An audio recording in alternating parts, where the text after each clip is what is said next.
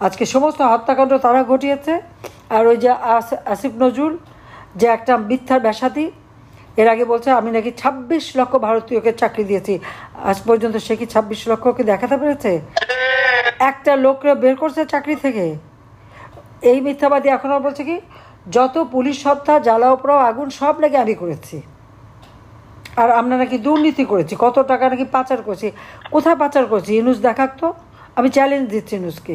কিন্তু ইনুস যে টাকা পাচার করেছে, তার বিরুদ্ধে দুর্নীতি দমন কমিশন যে মামলা করেছিল, গ্রামীণ ব্যাংকের টাকা, গ্রামীণ ফোনের টাকা, সব টাকা তো সে পাচার করেছে বলেই তো তার বিরুদ্ধে মামলা ছিল।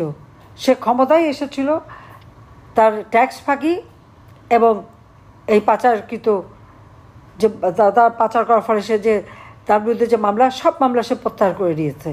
সেগুলি তো প্রত্যাহার করেছে। এসব বাংলাদেশের মানুষকে কী দিতে পেরেছে তা আমি জানি না, কিন্তু নিজে তো নিয়েছে। ম্যান পাওয়ারের ব্যবসা এর আসার সাথে সাথে, ডিজিটাল ওয়ালেটের ব্যবসা, ইউনিভার্সিটি বানাবে, হাসপাতাল বানাবে, সেটাও এক ধরনের ব্যবসা।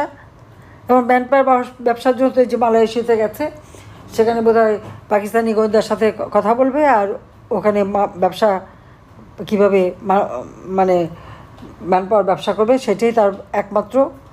10 মাসে 11 বার বিদেশ ভ্রমণ, এই তো তার কাজ।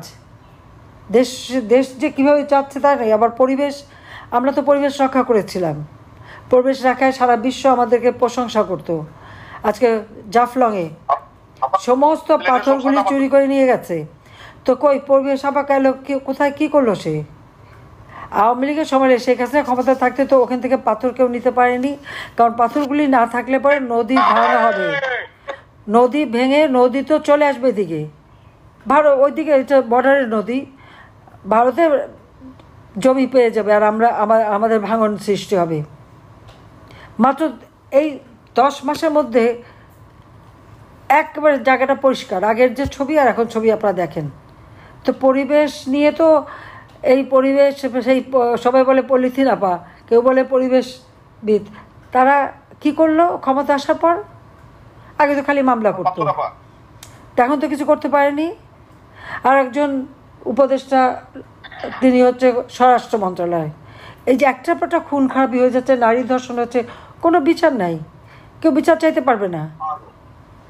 আজকে কৃষকরা হাহাকার করে, শ্রমিক চাকরি হারিয়ে, লক্ষ লক্ষ শ্রমিক এবং গার্মেন্টস শ্রমিক, আর প্রতিবাদ করলেই সাথে সাথে গুলি করে মেরে ফেলে দিচ্ছে। একটা দিনও তারা আন্দোলন, যে আন্দোলনে নামছে তার উপরে গুলি, যে আন্দোলন নামছে তার উপরে গুলি।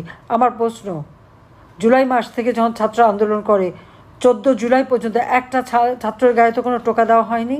15 জুলাই থেকে তারা যখন এরকম হত্যাযজ্ঞ শুরু করলো, পুলিশ হত্যা, মেট্রো রেল আগুন দেওয়া, বিটিভি ভবন আগুন দেওয়া, যখন এই অগ্নিসন্ত্রাস শুরু করলো, পুলিশকে হত্যা করলে পুলিশ তার যান বাঁচাতে চেষ্টা করবে অবশ্যই।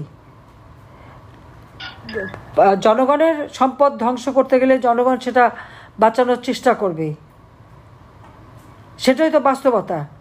আপনারা খেয়াল করে দেখেন, এক জায়গায় পুলিশ হত্যা করেছে পিটে পিটে, মামলাগুলি দিয়েছে সব আওয়ামী লীগ নেতা কর্মীদের নামে, কিন্তু যারা করেছে তাদের নামে কোনো মামলা নাই।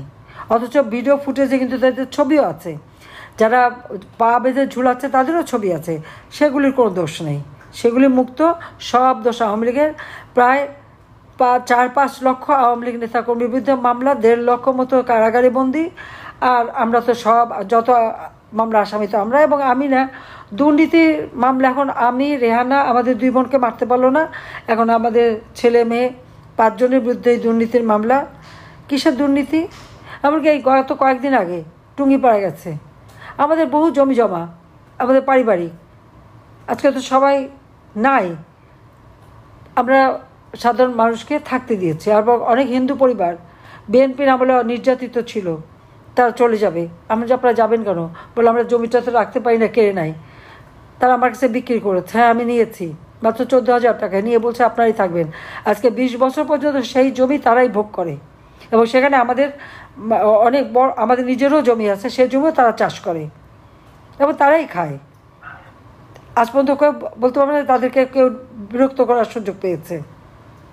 আমাদের বহু জমি জমা আমার দাদি দিয়ে গেছেন অনেকে এরকম, আয়মা, আমাদের দেশে বলে আয়মা খাওয়া, আয়মা খাওয়ার জন্য তারা খায়। আমরা অনেক গরিব পরিবার, হিন্দু পরিবার, মুক্তিযোদ্ধা পরিবার, সাধারণ পরিবার, তাদেরকে আমরা এরকম জমি দিয়ে দিই, তারা ওই জমির থেকে ফসল ফলায়, মাছের চাষ করে, তারা খায়।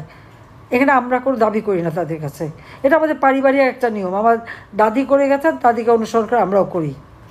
সেটাকে নিতে গেছে, তাদেরকে বলছে যে আমি নাকি জোর করে তাদের জমি দখল করেছি, মানে মামলা দেওয়ার জন্য আর কিছু খুঁজে পায় না। যারা মানুষের জন্য সব কিছু বিলিয়ে দিল, আর তাদের বিরুদ্ধে মামলা, যিনি সব খেয়ে বিদেশে পাচার করলো, বিদেশে লক্ষ কোটি টাকা আজকে বিনিয়োগ, সে হয়ে গেছে সাধু। আর স্বাধীনতা জাতির পিতা দিয়ে গেছেন, এই স্বাধীনতা আজকে শকুনের হাতে পড়ে মনে হচ্ছে যারা বাংলাদেশটাকেই খুবলে খুবলে খাচ্ছে, এদের হাত থেকে দেশকে রক্ষা করার জন্য যে যেখানে আছেন, যেভাবে পারেন প্রতিরোধ গড়ে তুলতে হবে, দেশকে রক্ষা করতে হবে। এই বাংলাদেশকে আমরা উন্নয়নশীল দেশ হিসেবে গড়ে তুলব এবং উন্নত দেশ হিসেবে 2041 সালের মধ্যে গড়ে তুলে জাতির পিতার স্বপ্ন আমরা বাস্তবায়ন করব। জাতির পিতা আমাদের স্বাধীনতা দিয়ে গেছেন, দেশ দিয়ে গেছেন, আমাদের সকলের দায়িত্ব, প্রত্যেকটা নাগরিকের দায়িত্ব এই দেশকে এই শকুনের হাত থেকে রক্ষা করা। কাজে সবাই ভালো থাকেন, দোয়া করেন যা আল্লাহ রাব্বুল আলামিন আমাদেরকে যেন এই শোক সইবার শক্তি দেয়। সবাইকে ধন্যবাদ। জয় বাংলা, জয় বঙ্গবন্ধু, বাংলাদেশ চিরজীবী হোক। খোদা হাফেজ।